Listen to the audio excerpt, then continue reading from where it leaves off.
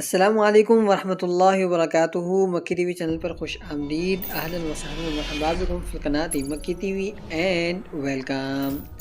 مکی T V نئی video کے ساتھ حاضر ہے اور بات ہوگی کورلش عثمان کی،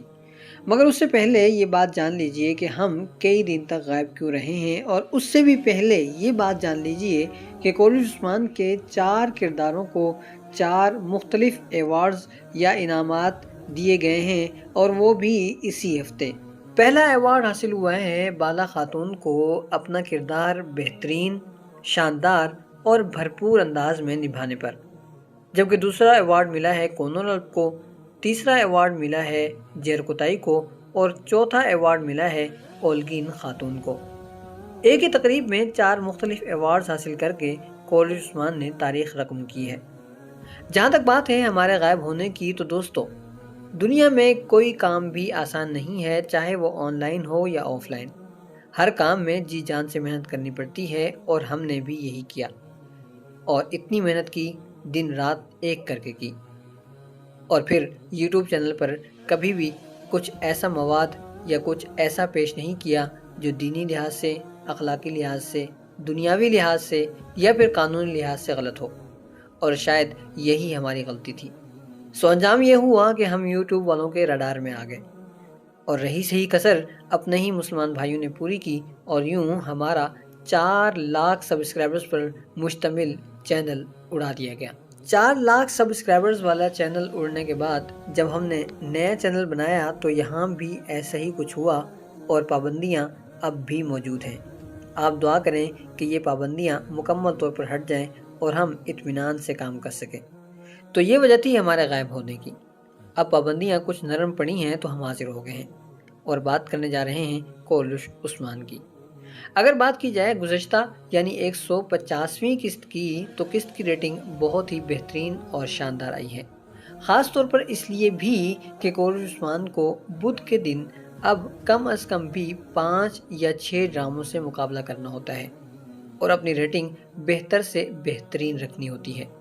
ان ڈراموں میں سے ایک ڈرامہ تو خود کورلش عثمان بنانے والے محمد بوزداگ کی بوزداگ کمپنی کا ہی ہے، جو ترکی کے سرکاری ٹی وی چینل پر نشر کیا جاتا ہے۔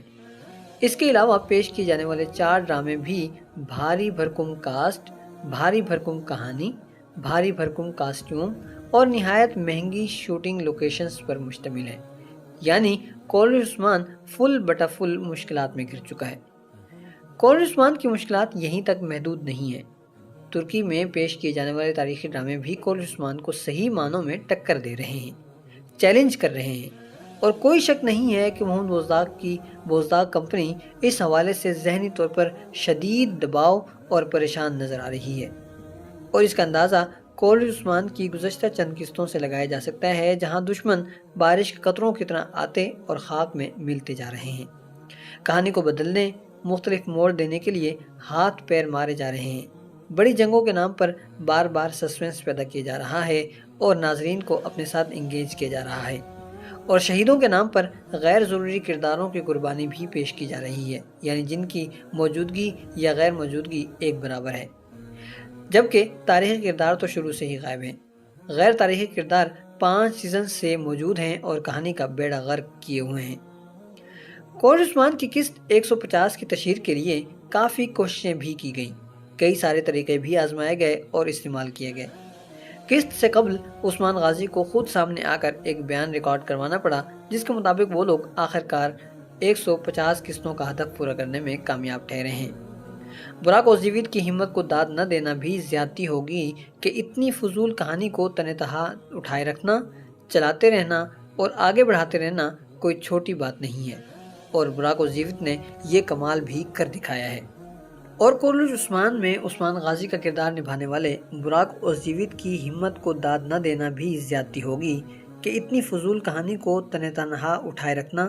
چلاتے رہنا اور آگے بڑھاتے رہنا، اور اس کی ریٹنگ کو برقرار رکھنا، اور لوگوں کو اس سے دلچسپی برقرار رکھنا، اور لوگوں کو اس سے جوڑے رکھنا، اور کسی بھی قسم کی کمی یا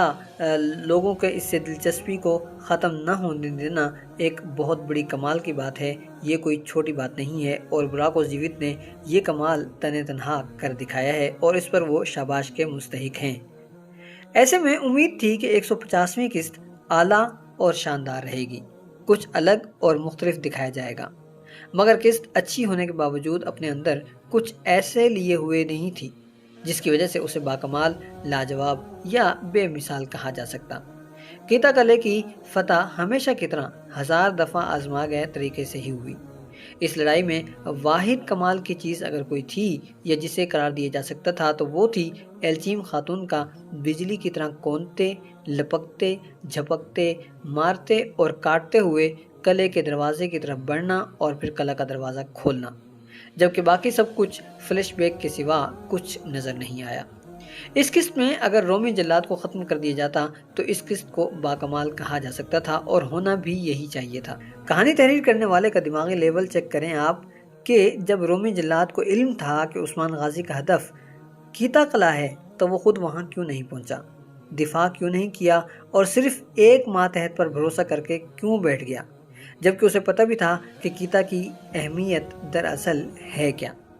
اس کہانی میں اور بھی کافی سارے جھول موجود تھے جن کی وجہ سے یہ کہنا چاہیے ہے کہ ہند بزداغ اور ان کی کہانی تحریر کرنے والی ٹیم نے کولش عثمان، براک اوزجیوت اور باقی کرداروں کے ساتھ ناانصافی کی ہے۔ نہ صرف یہ بلکہ اپنے ناظرین کے ساتھ بھی بہت بڑا ظلم کیا ہے جنہیں امید تھی کہ 150ویں قسط نہایت ہی اعلیٰ اور شاندار اور باکمال قسم کی آئے گی، مگر ایسا نہیں ہوا اور یہ ایک غلطی کی گئی ہے۔ قسط کے آخر میں گندوز سردار کو خنجر تو لگا ہے اور آنے والی قسط کے پہلے ٹریلر میں ان کی کوئی جھلک بھی پیش نہیں کی گئی، لیکن اس سب کے باوجود یقینی طور پر وہ بچ جائیں گے اور انہیں کچھ نہیں ہوگا۔ خنجر دل میں نہیں اترا اور دل میں نہ اترنے کا مطلب ہے کہ وہ فی الحال بچ جائیں گے۔ اس سب کے باوجود کولش عثمان کی قسط 150ویں قسط کو ریٹنگ بہترین اور شاندار حاصل ہوئی ہے، اور یہ ریٹنگ ہے تقریباً 8.25 کے آس پاس۔ اس کے بہترین اور شاندار ہونے کا اندازہ اس بات سے لگا لیں کہ ترکی کے مہنگے ترین ڈرامے بھی کولش عثمان کی ریٹنگ کے برابر تو کیا، اس کی آدھی ریٹنگ کے برابر بھی ریٹنگ حاصل نہیں کر پا رہے۔ دوسری طرف ریٹنگ زیادہ سے زیادہ 10 سے 11 تک جا رہی ہے، جس کا مطلب ہے کہ کولش عثمان ٹاپ کے 2-3 ڈراموں میں شامل ہے، اور یہ ریٹنگ باکمال، لاجواب اور بہترین ہونے کا زبردست قسم کا ثبوت ہے۔ جہاں تک آنے والے قسط کی بات ہے تو ایک بہت بڑی جنگ ہوتی ہوئی نظر آ رہی ہے، اوراز سردار شہید ہوتے ہوئے نظر آ رہے ہیں۔